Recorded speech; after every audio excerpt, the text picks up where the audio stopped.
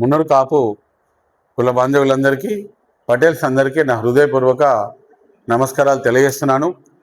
ఈరోజు మనకు గత 7-8 సంవత్సరాల క్రితము కోకాపేటలో ల్యాండ్ అనేది మనకు చేతికి వచ్చి 4 సంవత్సరాలు పూర్తి అయిపోయింది. మరి దానిలో మనము 6 టవర్లు నిర్మాణం చేయాలనుకున్నాము.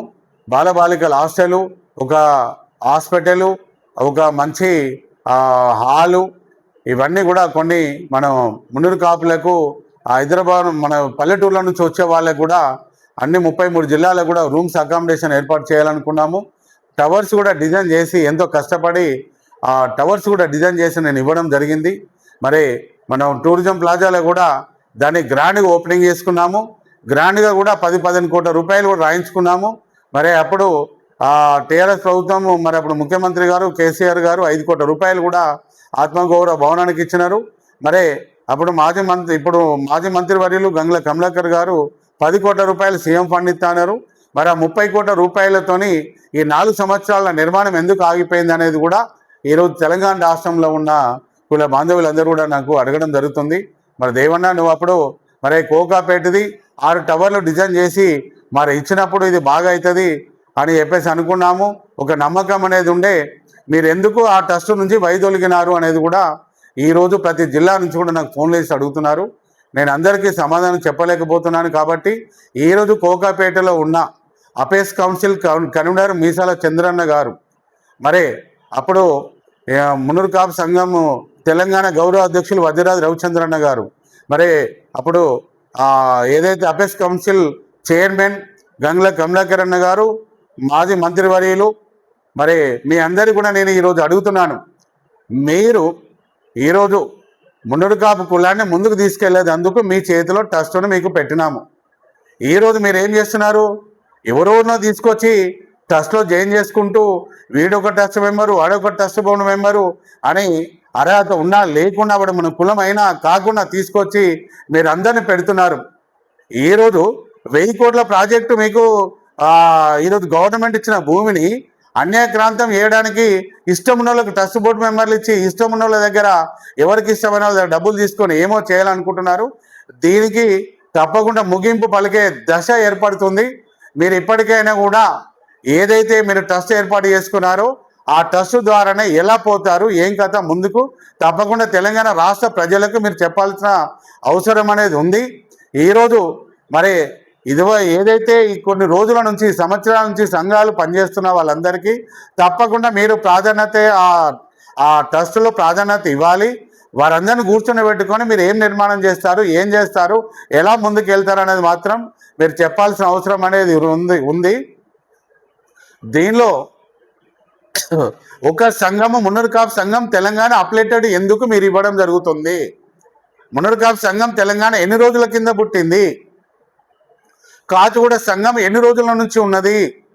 మహాసభ ఉంది. ఆంధ్రప్రదేశ్ మున్నూరు కాపు మహాసభ నుండి తెలంగాణ మున్నూరు కాపు మహాసభ ఏర్పడ్డది. మేము Telangana Munnuru Kapu association joint action committee, మీరు అప్పుడు నన్ను ఏర్పాటు చేసి దానిలో కూడా నన్ను మొత్తం ఇది చేసినారు. ఏమంటారంటే ఇంకా జీవితంలో కొండ దేవుని ఈ కులం నుంచి బయటకు రావద్దు, అలానే కొట్టుమిట్టాడాలని అలా నాకు నూకేశారు సముద్రంలో మీరు అందరు కలిసి. మరి తర్వాత మీరు మంచి ఉన్నత పదవులలో మీరు ఉన్నారు, ఆర్థికంగా ఉన్నారు, అన్నిట్లలో ఉన్నారు. మరి మున్నూరు కాపులకు ఏమైనా దారి చూపిద్దామనే ఆలోచన మీకు ఉన్నట్టయితే ఎవరైతే మున్నూరు కాపు సంఘాలు పెట్టుకున్న వాళ్ళందరినీ కూడా మీరు దానిలో ట్రస్టులో ఒక మెంబర్లు చేసి వాళ్ళ ద్వారా మీరు ముందుకు వెళ్ళాల్సిన అవసరం అనేది ఉంది. మీరు తప్పకుండా మీ అపేస్ కౌన్సిల్ మరి ఏదైతే ట్రస్టు, మరి అపేస్ కౌన్సిల్కి సంబంధమా, ట్రస్టుకు సంబంధమా, మున్నూరు కాపు సంఘం తెలంగాణకి 1000 కోట్ల రూపాయల ట్రస్టు మరి సంబంధం అనేది కూడా మీరు తేల్చాల్సిన అవసరం ఉంది. మేము ఒకటే చెప్తున్నాము, ఈరోజు ఎవరైతే కొన్ని సంవత్సరాల నుంచి కులం కోసం పనిచేస్తున్నారో వాళ్లకు ఒక ఇద్దరికి ఆ ట్రస్టులో అవకాశం ఇచ్చి, ఆ జిల్లాలో కూడా ప్రతి ఒక్క జిల్లా నుంచి కూడా అవకాశం ఇచ్చి మీరు ట్రస్ట్ ఏర్పాటు చేసి దాన్ని ముందుకు తీసుకెళ్ళి వెళ్ళాలి. ఇది మీ సొంత సొత్తు కాదు, గవర్నమెంట్ ఇచ్చిన భూమి ఈరోజు. ఎందుకంటే ఈరోజు ఎవరేమైనా సరే ఏ ట్రస్ట్ ఏర్పాటు చేసినా, ఏ సంఘం ఏర్పాటు చేసినా ఎవరు సొత్తు ఉండదు. దాన్ని ప్రజలకు జాతికి ఉపయోగపడటట్టే ఇది ఉండాలి. కానీ మీ సొంత ఆస్తిలాగా మీరు వాడుకొని ఎవరైతే పనిచేసే వాళ్ళందరికీ అవమానం చేస్తున్నారో అది ఈరోజు ప్రజల్లో ఒక స్పందన వస్తుంది. ఇంకా చిలికి గాలివారి కాకముందుకే మీరు దీనికి పులి స్టాప్ పెట్టి దీన్ని ఎట్లా ముందుకు తీసుకెళ్తారో మీరు ప్రజల ముందు తెలియజెప్పాల్సిన అవసరం ఉందని ఈరోజు నేను మీడియా ముందుకు వచ్చి మాట్లాడడం జరుగుతుంది. మరి 10 సంవత్సరాలు కొట్లాడి కార్పొరేషన్ కావాలని కొట్లాడినాము. 2 ఎకరాల భూమి ఇస్తే 5 ఎకరాలు ఇవ్వాలని కొట్లాడినాము.